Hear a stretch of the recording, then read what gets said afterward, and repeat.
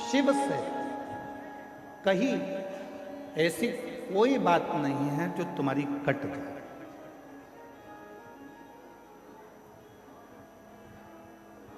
शिव जी से करी हुई प्रार्थना ऐसी कोई नहीं है जो तुम्हारी प्रार्थना को शिव स्वीकार ना करे, शंकर स्वीकार ना करे।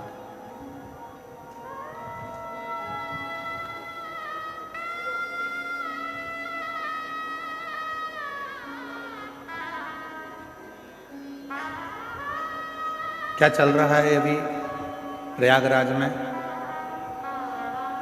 1 महीने का क्या चल रहा है? इसको कुंभ नहीं कहेंगे, इसको कहेंगे माघ मेला।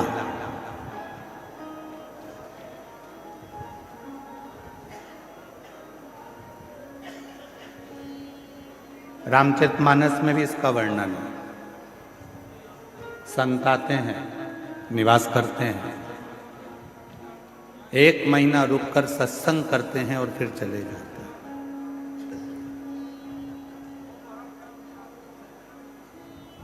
आप क्या करने आए हो? 2 तरह के संत होते हैं, एक ठेठ का, दूसरा पेट का। जो ठेठ का संत होता है वो एकांत में छिपकर भगवान का भजन करता है, और जो पेट का संत होता है वो छपाकर खाकर अपना गुणगान करता है। 2 तरह के।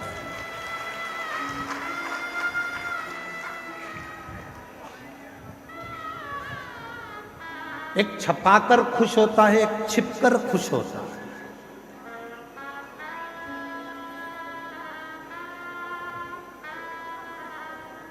ठेठ का जो संत होता है, जो ठेठ का संत है, वो एकांत में बैठेगा, एकांत में भोजन करेगा, एकांत में भजन करेगा, एकांत में भगवान की भक्ति करेगा।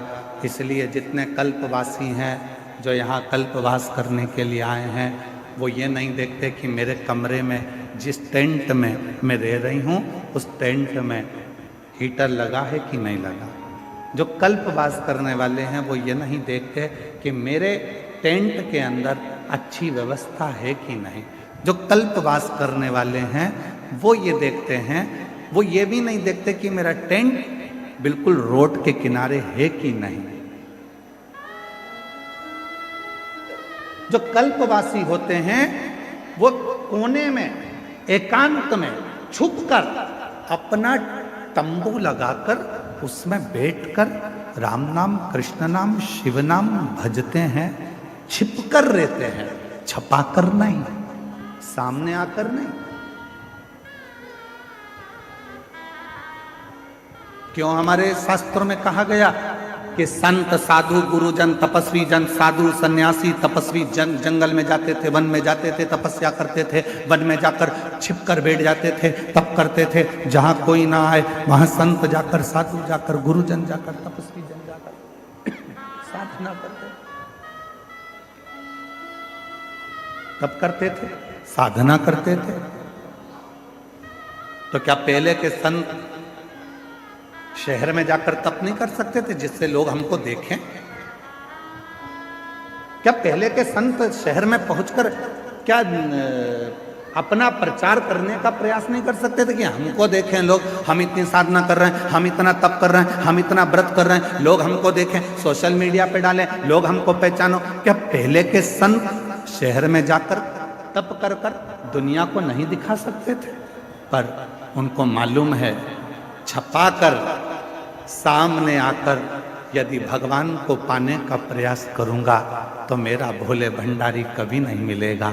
छिपकर, एकांत में बैठकर, चुपचाप से जाकर 1 लोटा जल चढ़ाकर अपने जीवन को सार्थक कर लूंगा तो मेरा कुबेर भंडारी मिल जाएगा, शिव मिल जाएगा।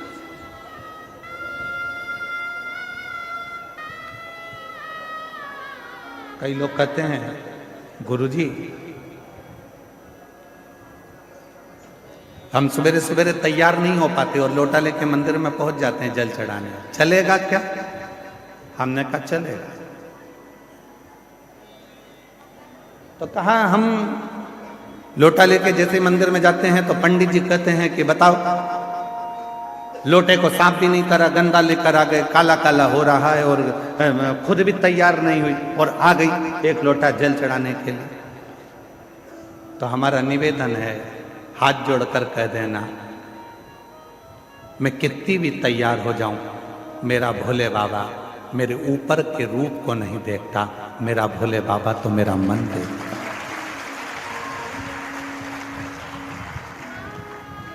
मेरा शिव, मेरा शंकर, मेरा ओघड़दानी कभी ऊपर का रूप देखा ही नहीं।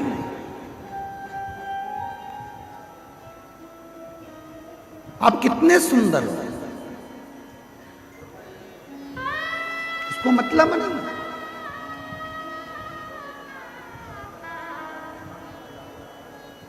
वो नहीं देखेगा। तुम्हारी जितनी भी डिग्रियां हैं ना, इंजीनियर की, डॉक्टर की, कलेक्टर की, आईजी की, डीआईजी की, कमिश्नर की, पुलिस की, इंजीनियर की, तुम्हारी जितनी डिग्रियां हैं, सारी डिग्रियां केवल पृथ्वी पर देखी जाएगी। वहां तो केवल एक डिग्री देखी जाएगी, तूने पृथ्वी पर जाकर पुण्य कितना करा है, सत्कर्म कितना किया, भजन कितना किया, नाम जाप कितना किया, स्मरण कितना किया, कीर्तन कितना किया, मंत्र जाप कितना किया, वो डिग्री उस परमात्मा के यहां देखी।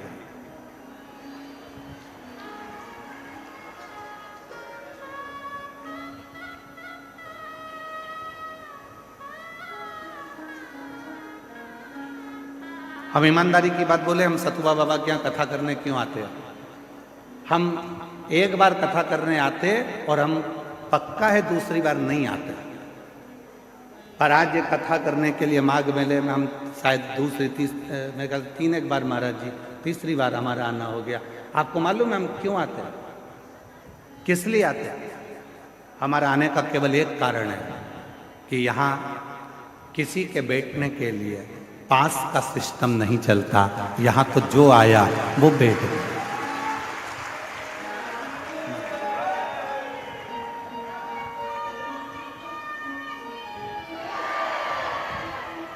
यहाँ हमारा आने का केवल एक कारण है कि यहाँ बहुत सारे बैरिकेड बनाकर, ये नहीं कि जिसने धन दिया वो आगे बैठेगा, जिसने कम दिया वो राइट में बैठेगा, और कम दिया तो वो लेफ्ट में बैठेगा।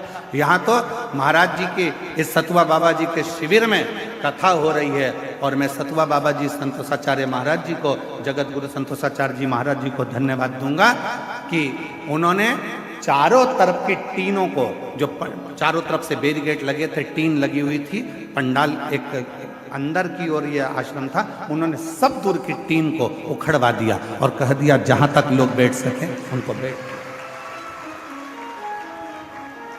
यहाँ धन की मूलता नहीं देखी गई कि तुमने पैसा दिया तो तुम आगे आकर बैठोगे, तुमने धन दिया तो तुम आगे आकर बैठोगे। यहाँ कोई बैरिकेड की सुविधा नहीं होती है। यहाँ पर कोई अलग से स्थान नहीं बनता कि तुम्हारे गले में पास दिया जाए और तुम पास लेकर फिर इस कथा में जाकर बैठो।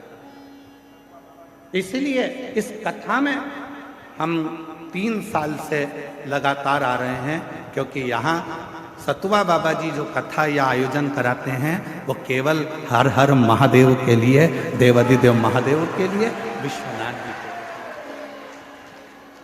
लिए। यह दिखावा नहीं है, यह दिखावे के लिए कोई कथा या सत्संग या संकीर्तन नहीं है।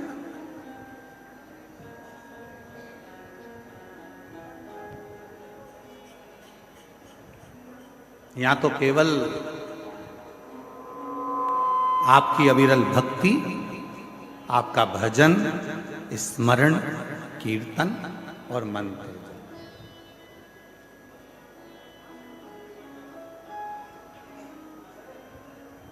केवल आपका भजन, कीर्तन और मंत्र आप करो। 5 दिन आप और हम हैं। निवेदन है, इन 5 दिन में सतुआ बाबा जी के शिविर में आप जितनी देर बैठकर भजन कर सकते हैं उतना भजन करें। त्रिवेणी के संगम पर बैठकर जितना स्मरण कर सकते हैं करें। त्रिवेणी के जितना करना।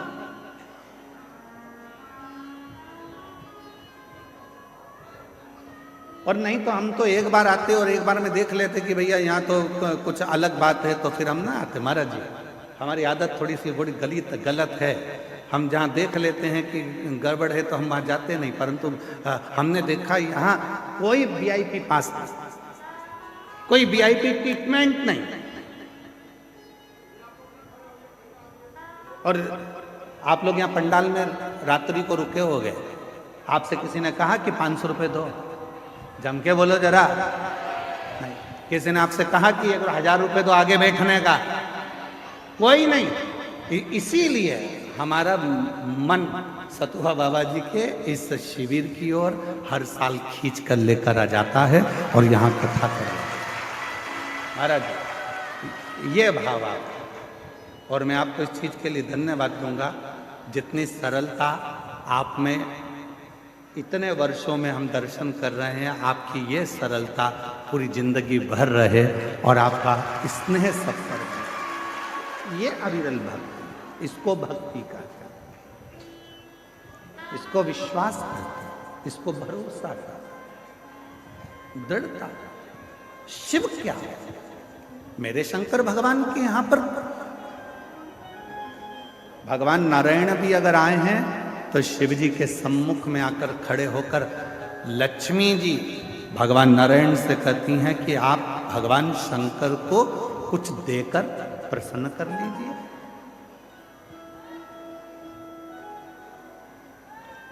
आप भगवान शंकर को कुछ दे दो, प्रसन्न हो जाएंगे। ब्रह्मा जी से स्वयं ब्रह्माणी ने कहा आप भगवान शंकर को कुछ दे दीजिए, शंकर जी प्रसन्न हो जाएंगे।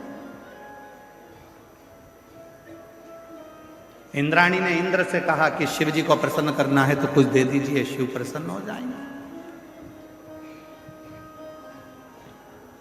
तब भगवान नारायण ने लक्ष्मी जी से कहा शिव को प्रसन्न करने के लिए धन, दौलत, संपदा, वैभव देने की जरूरत नहीं है।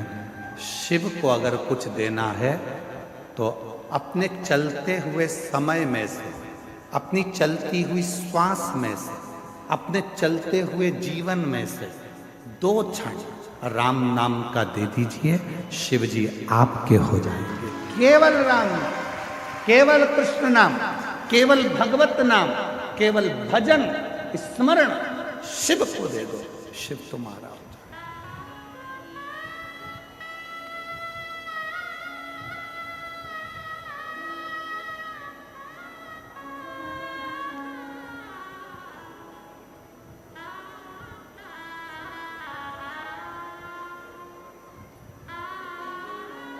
आज घूमने के लिए जाऊंगा सतुआ बाबा जी आपके साथ में, मन है मेरा। पूरे प्रयाग में मुझे घूमकर देखना है कि कौन से करोड़पति सेठ ने यहां पर भंडारे खोल के रखे। मुझे पूरे माघ मेले में देखना है कि कौन से करोड़पति सेठ ने भंडारे खोल के रखे हैं। जो दुनिया के लोग कहते हैं साधु मांगता है, जो दुनिया के लोग कहते हैं संत मांगता है, जो दुनिया के लोग कहते हैं ब्राह्मण मांगता है, जो दुनिया के लोग कहते हैं सन्यासी मांगता है, उनको दिखाना है मुझे इस आस्था चैनल पर कि संत मांगता है तो कहां ले जाकर भक्तों को खिलाता है, वो दिखाने का प्रयास करना। यहाँ माघ मेले में कोई सेठों ने अपने अपने शिविर नहीं लगाए। यहाँ माघ मेले में जो लंगोटी पहनने वाला बाबा है, जो तन पर एक वस्त्र धारण करने वाला संत है, उसने अपना शिविर लगाकर 1 महीने तक ना जाने कितने कितने हजारों भक्तों को, किसी को चाय पिला दी, किसी को भोजन करा दिया, किसी को भंडारा खिला दिया। वो तुम्हारे लिए मांगा है, वो तुम्हारे लिए लेकर आया। और मुझे माघ मेले में उस सेठ को ढूंढना है जो भंडारे कर रहा है। कि कितने लोग कहते हैं कि आज के महाराज तो लूटते हैं, आज के महाराज तो लेकर आते हैं, उनको दिखाना है। इस माघ मेले में एक एक झोपड़े में बैठा हुआ एक एक संत, एक एक साधु, एक एक तपस्वी, एक एक सन्यासी आपको खिलाने के लिए बैठा है और आशीर्वाद देने के लिए बैठा है। यहाँ लेने के लिए नहीं बैठा, यहाँ लेने नहीं आया, यहाँ देने आया।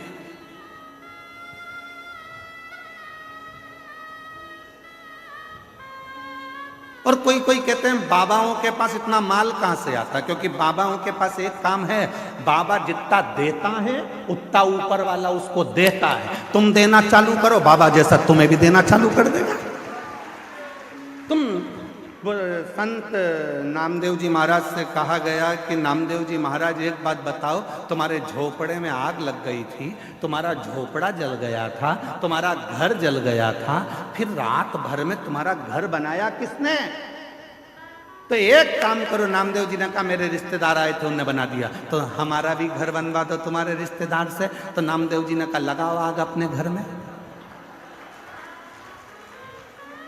तुम अपने घर में आग लगाओ, वो बना कर जाएगा।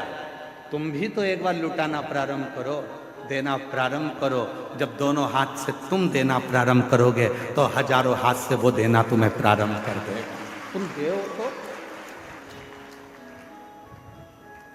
शिव ओघड़दानी है। लक्ष्मी जी कह रही हैं भगवान नारायण से कि शंकर जी को कुछ दे दो, शंकर जी आपको मिल लेंगे। ब्रह्माणी ब्रह्मा जी से कर रही हैं कि शिव जी को आप कुछ दे दो, शिव जी आप पे करुणा कर दो। इंद्राणी इंद्र से कह रही है कि आप शिव जी को कुछ दे दो। तब भगवान नारायण ने कहा शंकर भगवान को कुछ नहीं चाहिए, शिव जी तो केवल आपसे राम नाम मांगते हैं। जो राम नाम दे देता है शिव उसके पीछे पीछे चलना प्रारंभ कर देते हैं और शिव उस पर करुणा करना प्रारंभ।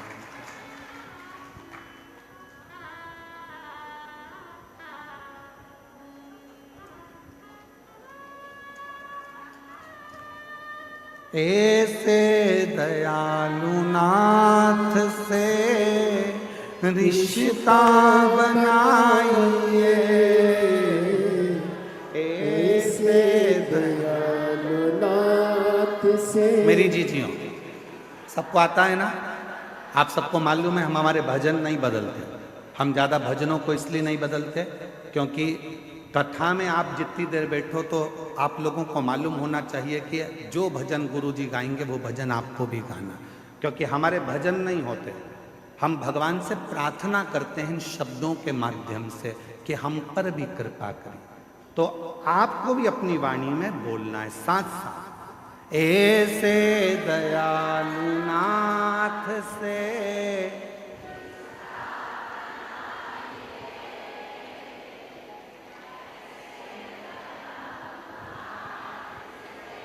रिश्ता बना।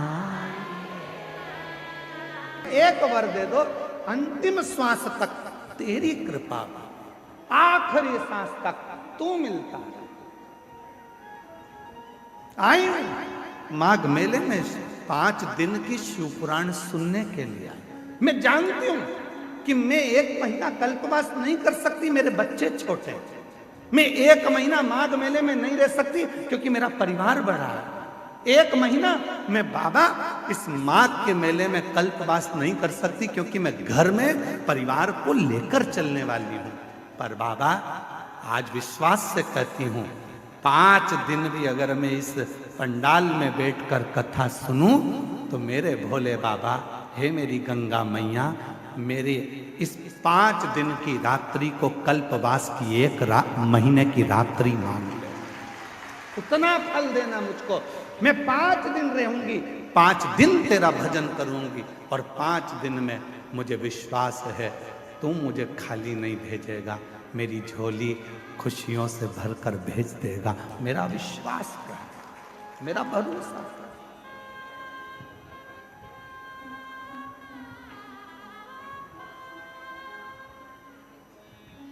एक माँ ने अपना पत्र लिखा है कि मेरी, देखो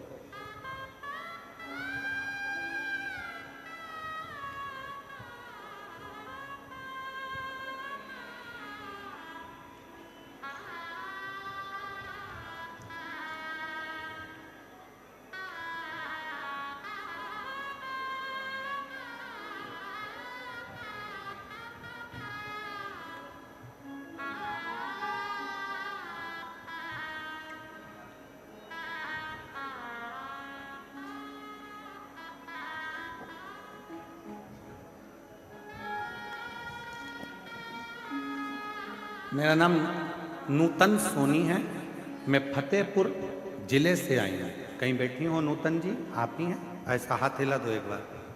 हाँ, ऐसा हाथ हिलाओ।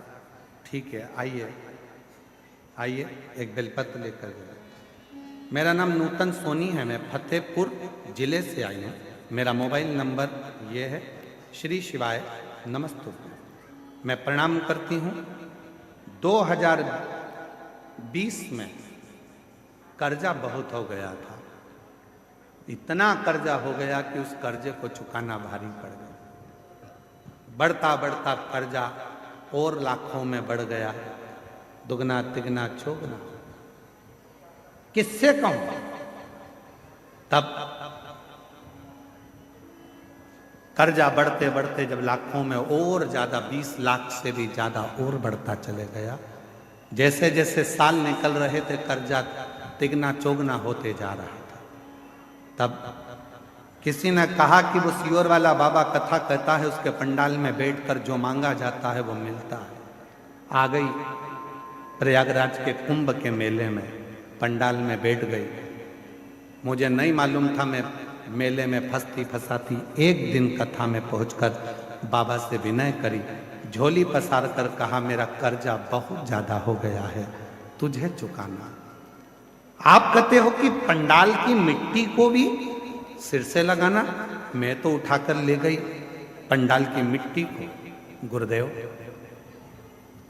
अब जरा पत्र को आप यहां पर देखिएगा। मात्र जाने के 15 दिन हुए हैं। एलईडी पर पत्र चल रहा है कि नहीं चल रहा? चल रहा? नहीं चल रहा? आस्था पे है, एलईडी पर क्यों चल रहा? ठीक है, कल चल जाएगा।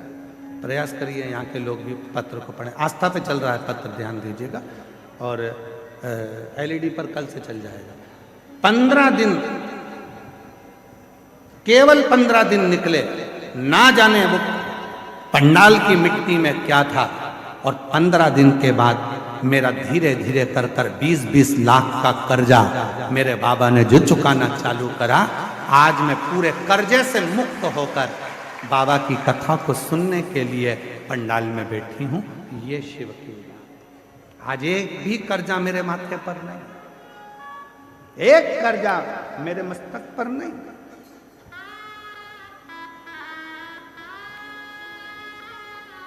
कौन देगा तुमको 20 लाख रुपए? तुम्हारे रिश्तेदार दे देंगे तुमको 20 लाख रुपए? बोलो, जम के बोलो जरा। 5 लाख दे देंगे, 10 लाख दे देंगे, 25 लाख दे देंगे। कोई तुम्हारा कर्जा चुकाने वाला नहीं होगा। कर्जे में डुबाने वाले मिलेंगे पर कर्जा चुकाने वाला नहीं होगा। और याद रखना, कर्जा तुमने किया है तो चुकाना भी तुम्हें है, मेहनत तुम्हें करना है। सियोर वाला महाराज आकर तुमको करोड़ों की गड्डी नहीं देगा। सियोर वाला महाराज आकर तुम्हें कहीं से गड़ा हुआ हंडा निकाल कर नहीं देगा। मेहनत तुम्हें करना पड़ेगा, एक लोटा जल तुम्हें चढ़ाना पड़ेगा। और जब मेहनत और लगन और शिव की भक्ति, ये त्रिवेणी का संगम एक जगह पर होगा तो 15 दिन क्या, 5 दिन में भी कर्जा चुकाने की सामर्थ्यता तुम में बाबा दे दे। किसी बाबा के चक्कर में मत पड़ना कि कोई तुमको निकाल कर सोने का हंडा देगा। किसी बाबा के चक्कर में मत पड़ना कि कोई तुम्हारा दुख काट देगा। हाथ में खुजाल चली है तो तुम्हें खुजालना है, छींक तुम्हें आई है तो छींकना तुम्हें है, खांसी तुम्हें आई है तो खांसना तुम्हें है। उसी तरह कर्जा तुमने किया है तो चुकाना भी तुम्हें है। इसलिए मेहनत भी तुमको करना है, संघर्ष भी तुमको करना है, और साथ में शिव जी पर भरोसा भी तुम्हें करना है। शंकर पर भरोसा भी तुमको, कोई दूसरा नहीं। रोते नहीं है बेटा, रो ना, रो नहीं है। आंसू बचो पहले, उठो उठो उठो, आंसू बचो, आंसू बचो पहले, आंसू बचो। अच्छा खुश होकर जा, अब तो बाबा ने तेरे सब कर दिया। एक आंसू बच, आंसू बच, आंसू बच पहले, आंसू बचो। अच्छी खुश होकर एक बार जोरदार ताली बजाओ। शिव कृपा ऐसे दयालुनाथ से रिश्ता बनाइए, ऐसे दयालुनाथ से रिश्ता बनाइए। मिलता रहेगा कुछ भी चाहिए मिलता रहेगा आपको, जो कुछ भी चाहिए। ऐसा करिश्मा होगा जो हुआ कभी नहीं, ऐसा करिश्मा होगा जो हुआ कभी नहीं। मांगा है भोलेनाथ से वरदान एक, मांगा है शंभुनाथ से वरदान एक। तेरी दया बनी रहे जब तक है जिंदगी, तेरी कृपा बनी रहे जब तक है जिंदगी। ये जीवन है। आए हो कथा सुनने के लिए, जहां जगह मिले वहां बैठकर, ये मत सोचना कि रोड है, रोड का किनारा है, तुम्हें जहां जगह मिले वहां बैठकर 2.5 घंटा 3 घंटा तो हम बोलते नहीं है कथा, फालतू की बात है कि हम 3 घंटा कथा बोलते नहीं, आधा घंटा तो आशीष बोलता है, 2.5 घंटे हम बोलते, और हम भी नहीं, वो बुलवाता है तो बोलते।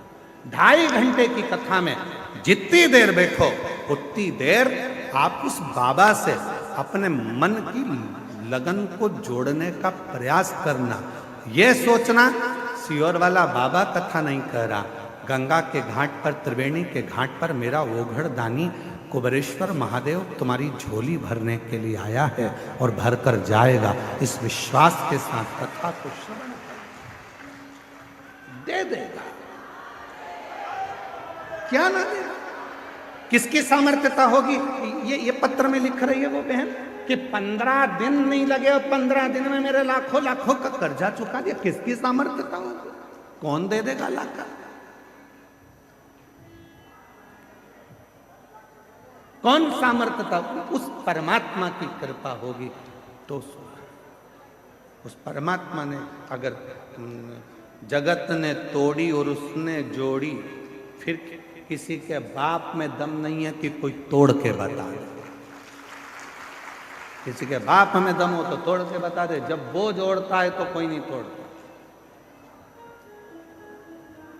और हम और आप सब उलझनों में फंसे हुए विचार कर रहे हैं कि भाई कोई मिलेगा और कोई दे देगा। ना ना ना, हम तो यहां तक कहेंगे, ए मेरी जीजियों, ए मेरे जीजाओं, बेटियों बेटाओं, मेरे बुजुर्ग माँ बाप, याद रखना, माघ मेले में अगर तुम्हें पड़ा हुआ किसी का मोबाइल भी मिल जाए, किसी की सोने की रकम भी मिल जाए, तो उस पर अपना हक मत बताना। ना जाने वो मोबाइल और सोने की रकम तेरे घर में जाकर कितना उपद्रव मचाएगी और ना जाने तेरे घर को कितना बर्बाद कर देगी, कोई भरोसा नहीं।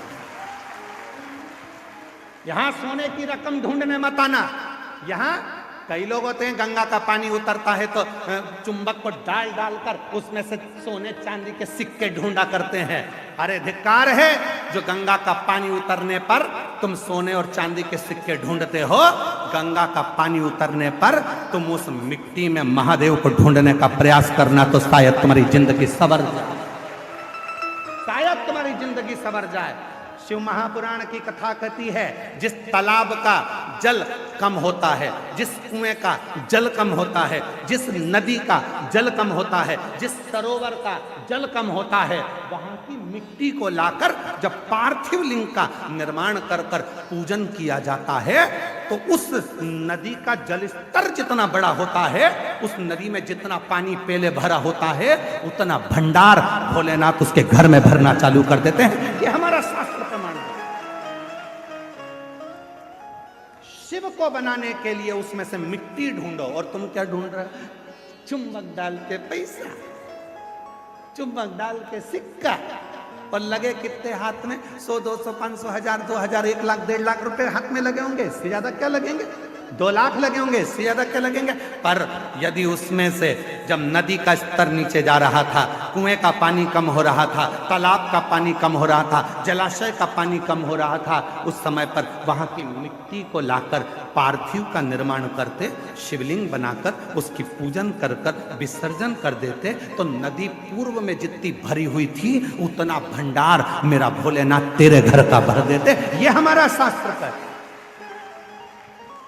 एक बार हमने ये कथा पहले कही है, तो किसी ने पूछा क्यों गुरुजी, उस मिट्टी में ऐसा क्या हो जाता है कि भगवान शंकर जितना उस नदी में पानी भराता है उतना भगवान उसका घर का भंडार भर देता है, उस नदी में ऐसा क्या हो जाता है, उसकी मिट्टी में ऐसा क्या हो जाता है। तो शिव महापुराण की कथा में आता है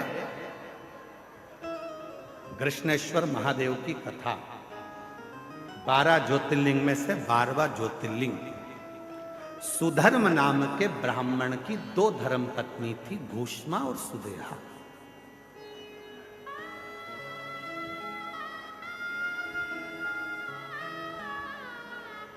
आप लोगों के मन में भी संशय होगा कि नदी का पानी उतरता है तो उसकी मिट्टी का शिवलिंग क्यों बनाया जाता है, उसका फल क्यों इतना कि भगवान का भंडार भर देता है। नदी, तालाब, बावड़ी, कुआं का पानी कम होता है तो उसकी मिट्टी को निकालकर उसका शिवलिंग बनाकर पूजन करने का फल क्या होता है। तो सुनो कृष्णेश्वर महादेव की कथा। सुधर्म नाम के ब्राह्मण की 2 धर्म पत्नियां थी, सुदेहा, भूष्मा, 2। सुदेहा के घर में संतान नहीं है और भूष्मा के घर में एक बेटे ने जन्म लिया। बेटे ने जन्म लिया तो सुदेहा का मुख उतर गया, मेरे गर्भ से औलाद नहीं हुई, और भूष्मा को औलाद हो गई।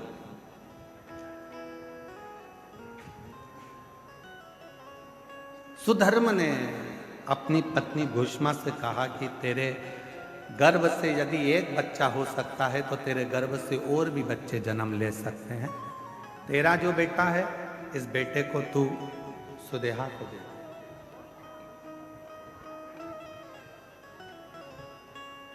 इस बेटे को तू सुदेहा को दे दे। सुदेहा को, हाँ ठीक है।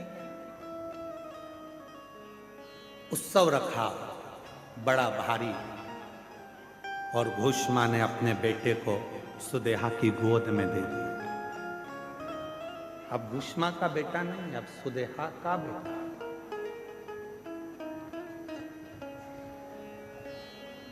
सुदेहा का बेटा। धीरे धीरे बच्चे को पाल पोस कर सुदेहा ने बड़ा किया। वो बच्चा जब बड़ा हो गया, उसका विवाह हो गया, बहू घर में आ गई।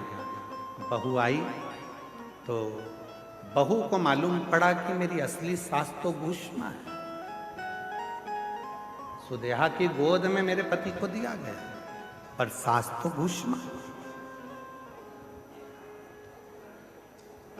अब वो सुदेहा को कम मानती है और भूष्मा को ज्यादा मानती है। भूष्मा के लिए चाय लेकर जाए, भोजन लेकर जाए, नाश्ता लेकर जाए, पाँव पड़े, सुदेहा को पूछे नहीं। सुदेहा को गुस्सा आ गया, बहू मेरी और पूछ रही भूष्मा। बेटा ही नहीं रहेगा तो बहू किस काम की। रात को सोया था बेटा,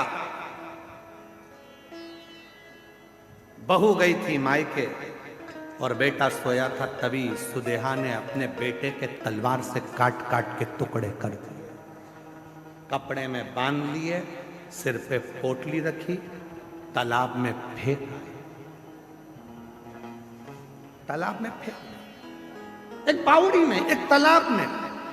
उस टुकड़े करे हुए शरीर को जब फेंका, सुदेहा आ गई।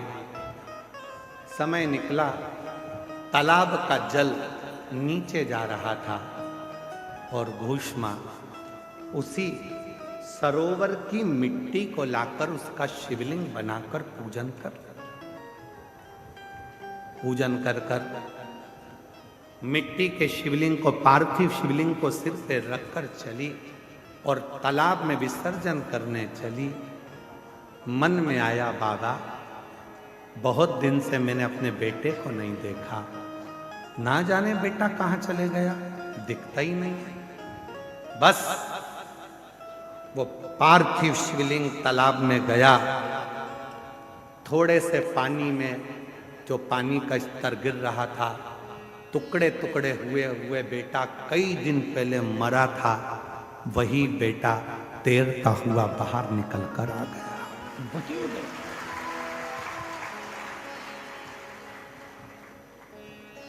चीख पड़ी, मेरा बेटा और पानी में। मां से गले लगा, बेटा तू पानी में कैसे आ गया? पता नहीं, पर अंदर कोई बाबा था। दोनों पति पत्नी ने मेरी बहुत सेवा की। भूष्मा ने आवाज लगाकर कहा, बाबा मैं जानती हूं कोई दूसरा बाबा नहीं आ सकता, बाबा तो मेरा महादेव ही होगा। बाबा आओ दर्शन तो दो। तब मेरे भोलेनाथ निकल कर बाहर आए और कहा, भूष्मा जिस सरोवर में ना जाने कितने पार्थिव शिवलिंगों का निर्माण होकर विसर्जन हुआ, वो मिट्टी इस सरोवर में जमती चली गई और उसी मिट्टी के भाग से तूने मेरे शिवलिंग का निर्माण करा। तो जितने जितने पार्थिव लोगों ने पूर्व में बनाए थे, उन सब का कण कण मिलकर तूने मेरी आराधना करी, तो तेरा मरा हुआ बेटा भी जिंदा तुझे प्राप्त हो, जिंदा प्राप्त हो गया। बाबा मेरा मन है कि आप इस भूमि पर निवास करो। शिव जी ने कहा, तथास्तु, मैं तेरे नाम से, कृष्णेश्वर महादेव के नाम से 12वें ज्योतिर्लिंग के रूप में इस पृथ्वी पर विराजमान हूं। 12वां ज्योतिर्लिंग का जो पूजन होता है, कृष्णेश्वर महादेव का जो पूजन होता है, कृष्णेश्वर महादेव की जो आराधना होती है, वो दुनिया के लोग जिस दिन समझ गए, यहाँ जल का स्तर नदी का गिरा, गंगा जी थोड़ी खाली हुई, तुम चुंबक लेकर पहुंच गए, पैसा ढूंढने पहुंच गए, सोना ढूंढने पहुंच गए, चांदी ढूंढने पहुंच गए, नदी तालाब बावड़ी का स्तर गिरा, तुमने उसका पानी में सोना चांदी ढूंढा नहीं। जैसे ही नदी तालाब बावड़ी का पानी नीचे आए, उसकी मिट्टी को लाकर एक बार पार्थिव शिवलिंग का पूजन करो और आराधना करो। जैसे तेरी नदी का जल बढ़ता है, खूब बढ़ता है, ऐसे मेरे घर में भंडार भरना, सौभाग्य बढ़ना, संतान बढ़ना, वैभव बढ़ाना, तू कृपा करना। जैसे कृष्णेश्वर पर, भूष्मा पर तूने करुणा करी, वैसे मुझ पर कृपा करना। वो करेगा, पर हम उल्टे हैं, हम पैसा ढूंढ रहे हैं।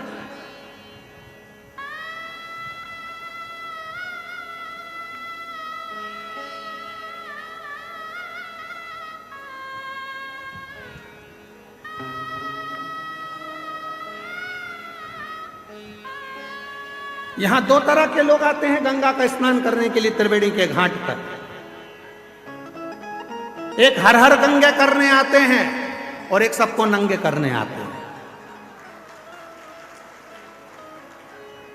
यहां त्रिवेणी के घाट पर दो तरह के लोग आते हैं। एक हर हर गंगे करने आते हैं, बिना कोई भी विचार करे, बस गंगा का स्नान, पूजन अर्चना, ध्यान, आराधना, साधना, स्मरण, भक्ति, छिपकर छुपाकर नाम जप करना, भोजन भंडारा कराना और चले जाना।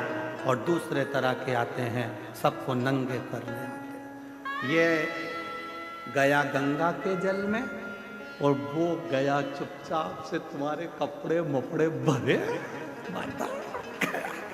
और तुम बाहर निकलते सी पूछा कपड़े रखे थे, तो बाहर खड़े हुए बोले तुम कर रहे थे हर हर गंगे, वो कर रहे थे तुम्हें नंगे। गया ले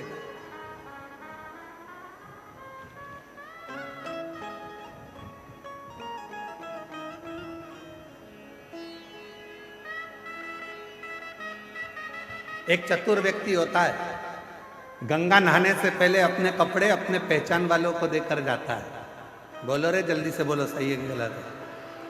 अरे बोलो जम के, भैया संभालना, भैया संभालना, भैया संभालना। अभी आया नहा के, पहचान वाले को देकर जाता है कि इसको संभालना, नहीं तो लोग मैं हर हर गंगे करूं और लोग मुझे नंगे कर दें, इसलिए तू इसको संभाल लेना। उसी तरह बस चतुरता तुम में होना चाहिए। जिस समय पर भगवान शंकर के इस प्रयागराज के मेले में आओ, उस समय पर महादेव को अपना पूरा भार सौंप कर आना। तू संभाल लेना, नहीं तो लोग तो नंगा करने में लगे हैं। मैं हर हर गंगे करूं और लोग कुछ करें, तू संभाल लेना। तेरे भरोसे आया, तेरे, मैं किसी और के सहारे नहीं, भरोसे नहीं। शिव को पाना बहुत सरल।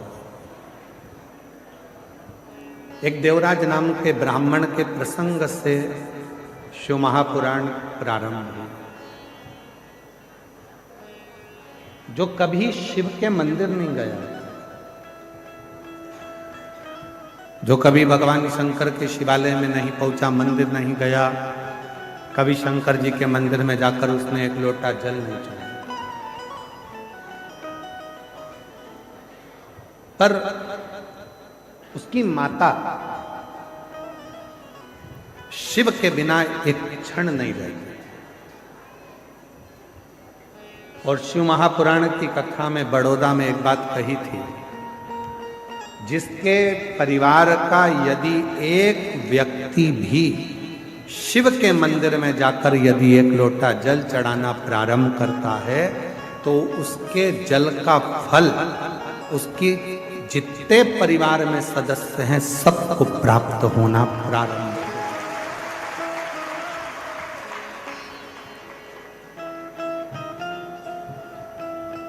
सबको मिलता है।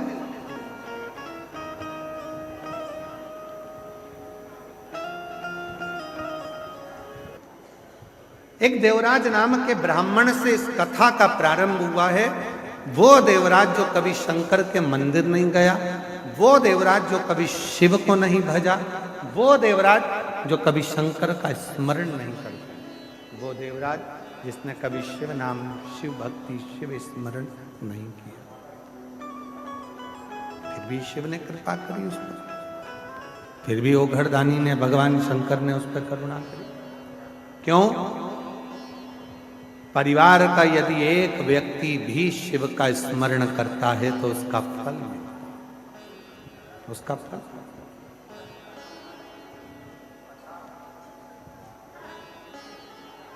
आप लोगों को मालूम है कि नहीं मालूम, हमको नहीं पता। हमारे मध्य प्रदेश में एक नियम था,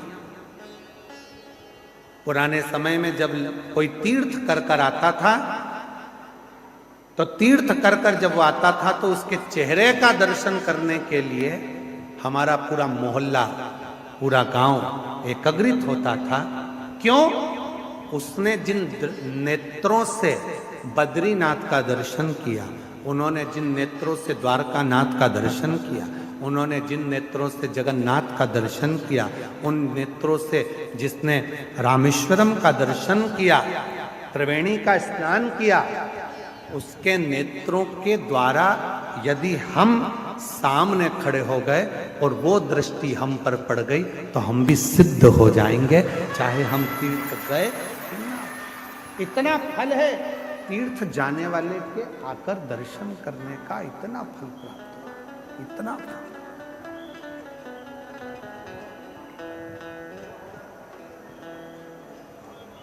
और मेरी जीजी हो, मेरे जीजा हो, मेरी बेटी हो, मेरे बेटा, मेरी माता,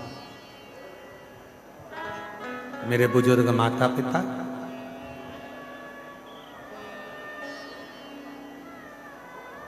आपको लगता है कि कथा सुनने का पुण्य केवल आपको मिलता है, पर ईमानदारी से बोले ना, आपको कथा सुनने का जितना पुण्य मिलता है उतना पुण्य हमको भी मिलता है आपका दर्शन कर कर, आपका दर्शन कर कर।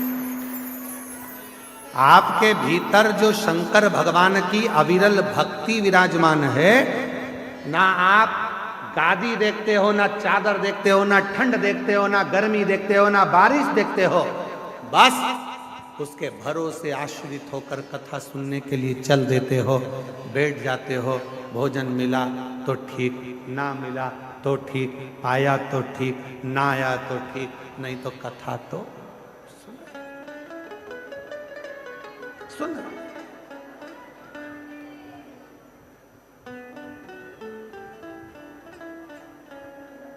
बाबा जी मुंबई में भीड़ ज़्यादा हो गई थी कथा में, तो एक महिला का पत्र पड़ा था, उसका पति भी आया था साथ में, उसके लड़के का कोई जॉब लगा होगा, और 5 दिन की कथा थी। भीड़ ज़्यादा हो गई और वो दोनों जब मंच पर आए तो उन्होंने कहा, गुरुजी हम बेलपत्र कल ले लें तो? हमने पूछा क्यों? कहा हम 4 दिन से नहाए नहीं। तो हमने पूछा क्यों? तो कहा नहाने जाते और जगह चली जाती तो, इसलिए हम नहाने भी नहीं। हमने कहा ये बेलपत्र तुम साथ में रखो, बिना नहाए भी पवित्र हो, दिल साफ हो, जाओ ले जाओ इस बेलपत्र। जगह संभालना है, हमें कथा श्रवण करना है। कथा कल हमारे बाबा जी कर रहे थे, रमणी कुटी वाले महाराज जी कल बाबा जी कर रहे थे, 3 दिन पहले से श्री शिवाय नमस्तुभ्यम चालू हो गया है। 3 दिन पहले से लोग यहाँ वहाँ जगह वगैरह संभालने के लिए चालू हो गए और लोगों ने अपना अपना स्थान संभालना प्रारंभ कर दिया था कि कथा होगी, मिलेगी, आनंद से कथा सुनना है, श्रवण करना है।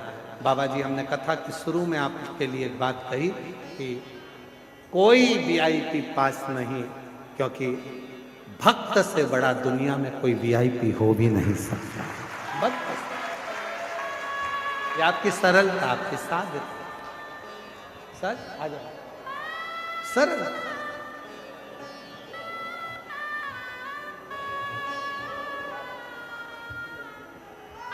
बधाई आपको, बहुत बधाई है। एक आपकी बेटी को दो, ठीक है, उसको पहुंचा दो, अच्छा करेगा।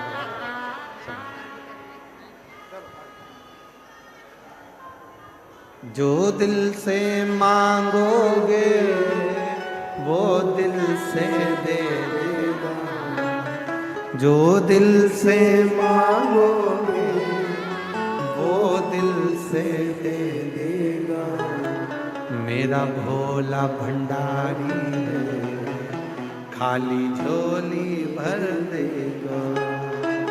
मेरा भोला भंडारी है, खाली झोली भर देगा। मस्तक पे गंगा है वो शीतल कर देगा। मस्तक पे गंगा है वो शीतल कर देगा। मेरा भोला भंडारी है, खाली झोली भर देगा। मेरा भोला भंडारी है, खाली झोली भर देगा। दिल से उससे कहो, सारी समस्या का हल एक लोटा जल सब समस्या का निवारण कर दे।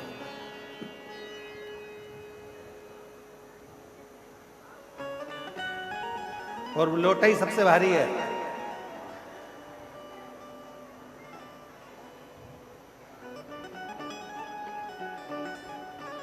सबसे भारी।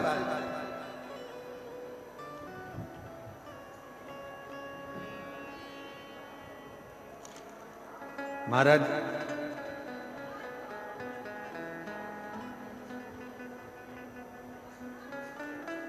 शिव नाम में तो वो बल है, जब आप एक बार दिल से पुकारते हो तो बाबा आपके भंडार भरना, आपके दुख मिटाना प्रारंभ कर देते हैं।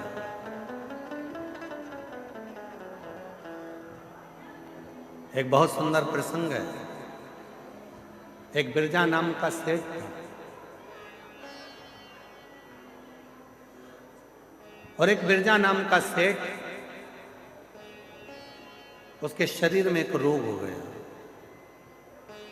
वो रोग मिट नहीं रहा। बहुत बहुत उसने दवाइयां ली, औषधि ली, पर शरीर का रोग मिटता ही नहीं।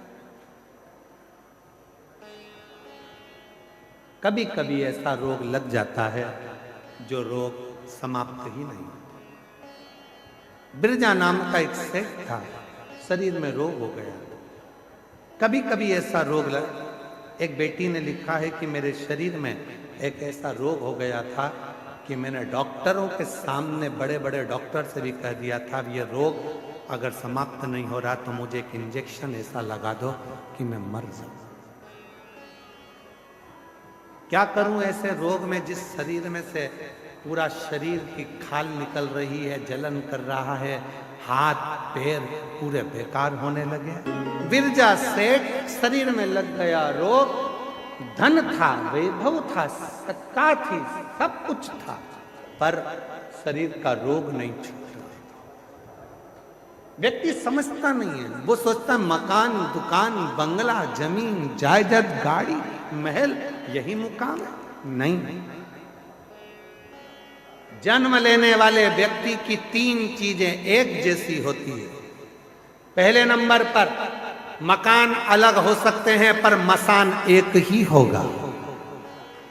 इंसान अलग हो सकते हैं पर भगवान एक ही होगा। मंजिलें अलग हो सकती है पर मुकाम एक ही होगा। जन्म लेने वाले व्यक्ति का मसान, मुकाम और भगवान एक ही होता। भले जिंदगी भर लड़ता रहे, नहीं ये धर्म, वो धर्म, वो व्यक्ति, लड़ते रहो। गुलाब जामुन खाओगे तो भी पेट में जाएगा, जलेबी खाओगे तो भी पेट में जाएगा, और बालूशाही खाओगे तो भी पेट में जाएगा।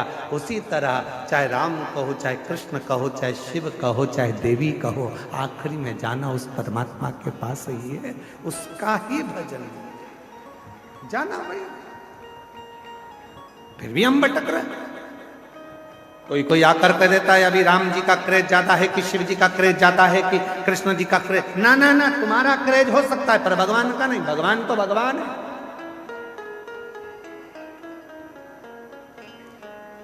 बस अंतर इतना है, सिग्नल मिलना चाहिए। पहले के समय में इतना बड़ा रेडियो होता था महाराज जी, और रेडियो में सिग्नल होता था। गांव के लोग उसको लेके जाते थे, यहाँ जाकर खड़े होकर सिग्नल मिलाते थे। यहाँ नहीं मिलता था तो वहां पहुंच जाते थे, सिग्नल मिलाते, फिर वहां पहुंच जाते थे। विविध भारती आ रहा है कि नहीं आ रहा, फिर चित्रहार आ रहा है कि नहीं आ रहा, सब दूर सिग्नल मिलाते थे। किसी का सिग्नल मेड़ पे मिल जाता था, किसी का सिग्नल पेड़ पे मिल जाता था, और किसी का सिग्नल घोड़े के ढेर पे मिल जाता था। सिग्नल तो मिलता था, बस सिग्नल मिला और वो वहीं पर रम गया।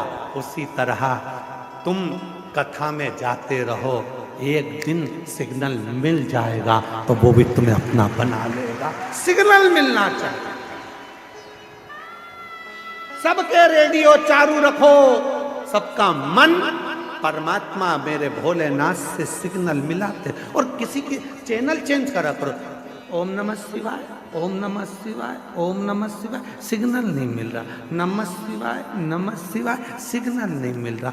कभी कभी श्री शिवाय नमस्तुभ्यं थोड़ा टच हो रहा है, हल्की हल्की आवाज आ रही है, ऐसा लग रहा है मेरा भोलेनाथ अब मेरे दुख काटना प्रारंभ कर रहा है। सिग्नल मिल रहा है, सिग्नल। भले तुम पेड़ पे थे, चाहे बूढ़े के ढेर पे थे, चाहे जमीन की मेड़ पे थे, सिग्नल तो सिग्नल है।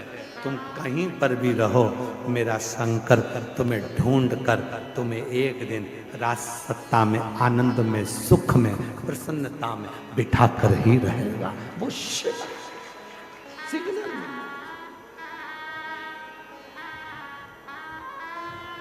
मेरे बाबा दया करना,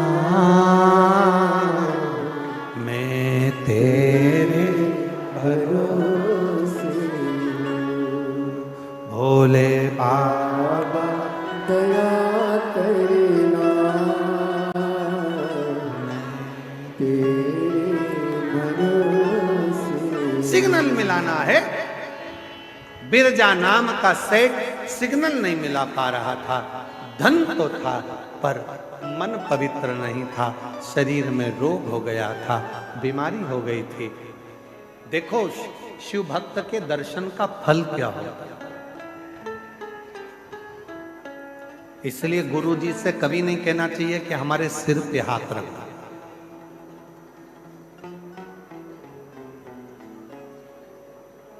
गुरु जी से तो कहो बस एक बार देख लो और हमारी जिंदगी को सुधार लो।